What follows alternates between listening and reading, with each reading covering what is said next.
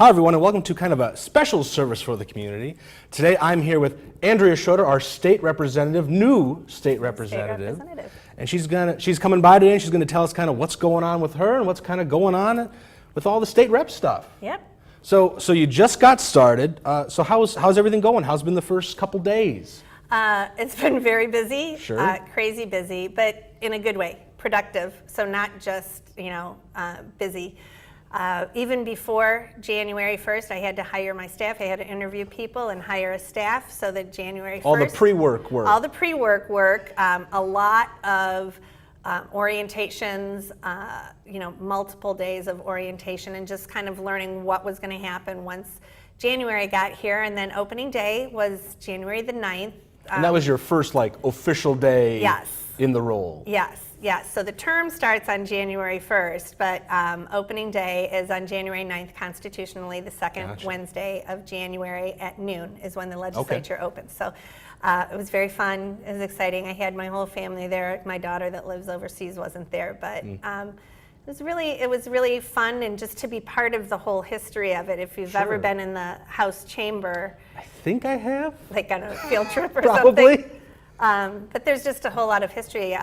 Like the desks that we use are actually the original desks from the original state legislature, and just That to is be kind of a part. impressive. It's one of those. It's a small detail that you'd think by now they've probably updated them or changed them out or they've broken or something. So that is kind of interesting that they've kept that continuity. They've kept those, with it. and you sit there and you think, over the course of the history of Michigan, who has sat at this desk, Sure. and the history that's been made in that chamber, and to be part of it, it really is an awesome responsibility. It was overwhelming. I was tearing up a couple of times. Sure. This is important. Yeah. So it was a lot of fun, a lot of work, and now a lot of meetings. Sure. I have 109 colleagues in the House to meet and learn A lot of their new names. coworkers to get to know. A lot of new coworkers, and then there's the whole Senate side. So there's a lot to do. Plus, just meeting the other people I'm going to be working with as well, and the processes. Like literally learning my way around hallways and doorways. Sure. I know I actually got lost in the parking lot on my first day. So if anybody's looking for the mechanical room in the House office building, You know I where can it is. I can tell you where it is. Yes, I've managed to find the elevator to get to my office though. But it's been good. So very productive, and I feel like we're really starting to get somewhere now. We're just starting into the Good. legislative piece of it. So One thing we were kind of talking about before the show was how does the state rep kind of work with the local government, like Independence Township and Waterford? Obviously Pat Kittle's been on Independence Television before. So what are some instances where you've kind of or imagine you will interact with or kind of work with those different organizations? So, I have an advantage because I came from the township board. Right. So I know all of them, and they all have Some familiar faces So there. familiar faces, people I'm accustomed to working with.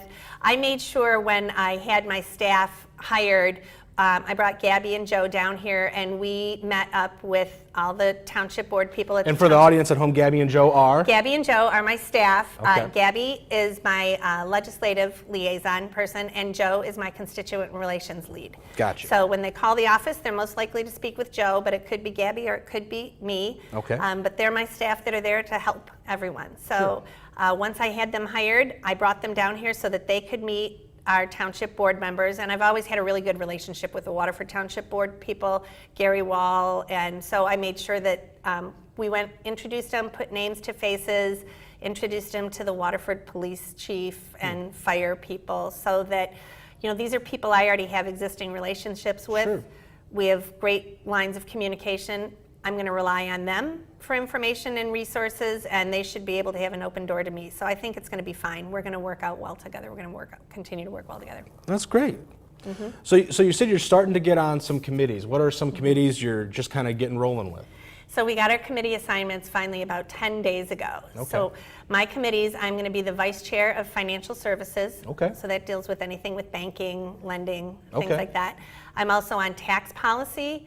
I'm on commerce and tourism, which is all business development for the state. I'm on government oversight committee, which kind of oversees, reviews the audits of all the different state Is that departments. all like the transparency kind Yes. of issues and concepts? Yeah, we look at the state audits for the state departments. Okay. And then energy policy is my fifth one. Oh, okay. So I think I'm the only freshman that has 5 committees. So I'll be very busy. Sure. All day Wednesday morning. It's committee. Right. So Well, yeah, we were talking before the show, like, what's kind of like your typical week? I mean, I know you probably haven't had that many typical weeks given the weather we've had recently. Right. But what's kind of like a general week of a state representative? So I'm dying to find out. But really, so Mondays and Fridays are in district. So today is a Monday, and so I'm doing this. I had a coffee chat. On Fridays, I'll be meeting with other people. I have some meetings set up. But we're in session, the legislature is in session on Tuesdays, Wednesdays, and Thursdays. And on the House side, we have committee meetings in the morning and then session in the afternoon. So typically, I'm driving up on Tuesday morning. I meet with my staff. We have a staff meeting Tuesday morning and kind of just go over the rest of the week. Then I start in either committee meetings or meetings with other people, and then we go into session. I'm planning on staying up there maybe one night a week, especially in the beginning, just because Sure. there's so much to do. But most of the time, I think once I get into it, I'm hopeful that I'll be able to be just driving back and forth. But then Wednesday morning is all committee meetings, and then session. Thursday morning is committee meetings, and then sessions. So So a lot to learn and a lot to pick up and a lot to start learn, figuring yep. out. And then Fridays, I'm back in district and kind of wrapping up the week and meeting with more people in the district. So that's kind of typically what it's supposed to look like. Gotcha. So we'll see how it goes. Gotcha. Very cool. Now, so you talked about some of your committees. Now, what are some of the things that you're specifically putting on your like top priority list? Like these are the things that you want to really try to get accomplished or really get some work done on. Right. So a lot of it was, even when I was campaigning, we knocked on over 16,000 doors overall, and even during the primary. And we heard the same messages over and over again. It's about education, expanding opportunities, looking at CTE, career tech education opportunities, what we're doing with our funding. So education is always really important. Lowering our auto rates is important. Making sure we've stabilized our economy so that we can pay for things like fixing our roads and our education systems. So those are some of the main priorities that I'm looking at. And really, I'm trying to focus on transparency and good government.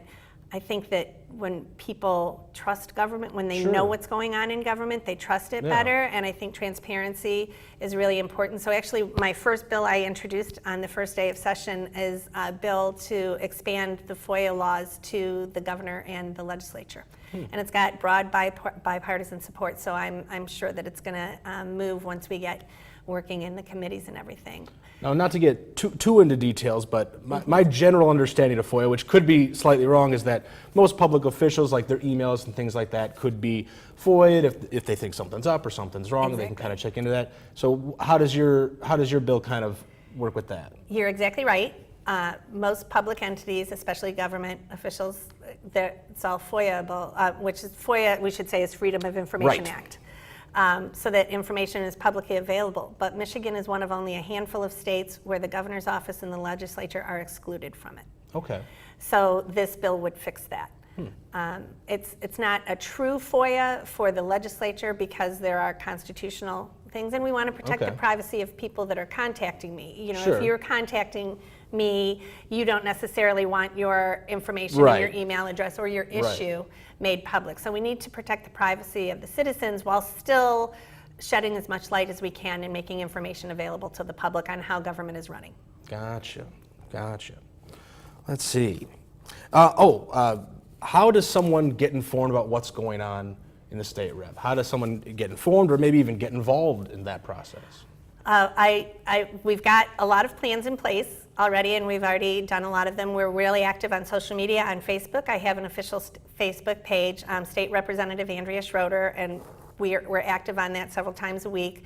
We are also going to be sending e-blasts and newsletters out, which, when we've got things that are moving, and some of it's just, informative or, festivals that are going on. So we'll use that. I'm using coffee chats. I had a coffee chat this morning so that I can meet with people in public, in district. And then I've got certain specific constituent groups that we've got set meetings monthly where we just sit down and kind of talk about what's going on in your part of the world and what do I need to be aware of. So I'm trying to get the information out and make it a two-way street, so it's not just disseminating the information, but getting information in from people. And I'm always open to suggestions too. But I think that this is a great idea. I would love to do something like this on a regular basis, just to let people know what's going on. Yeah. So last thing I guess would say is, how do people contact you if they want to either voice their opinion about something or support for something or any of that kind of stuff? How would they get in contact with you? The best way is via email or calling directly into the office. The email is andreaschroeder@house.mi.gov. Okay. And the phone number to the office is 517-373-0615. So you call directly and you'll get Joe, who's constituent relations. They can help. You can voice your opinion. You can give an opinion on something that's pending or something you think should be pending. Or if you need help with unemployment insurance or you're trying to figure something out with the Secretary of State, that's my job. That's our job to help you get that information. So please, I hope people reach out and contact us. Sure. Well, as we're wrapping up, do you have anything else you want to kind of mention or let the audience know? I'm really excited. I think it's going to be a great 2 years this term here. I'm excited with the response I've got from a lot of people in the community. Certainly people are not hesitant to reach out to me, which is good. I got to imagine that's always the double-edged sword of politics is everyone has things to tell you. Yeah, but I think personally, I would rather have people engaged and active. Sure. Even if we disagree, I would rather have the discussion because that's how you create At least you know good people policy. care. Yes. People care and are passionate about something. Yes, and for the most part, people are very respectful, even in disagreeing. And that's how you craft good public policy, and then it's better for everyone. So it's been really great so far, and I'm really looking forward to it. Well, good deal. Well, that's all the time we have for this kind of special episode of Service for the Community. We'll see you guys next time.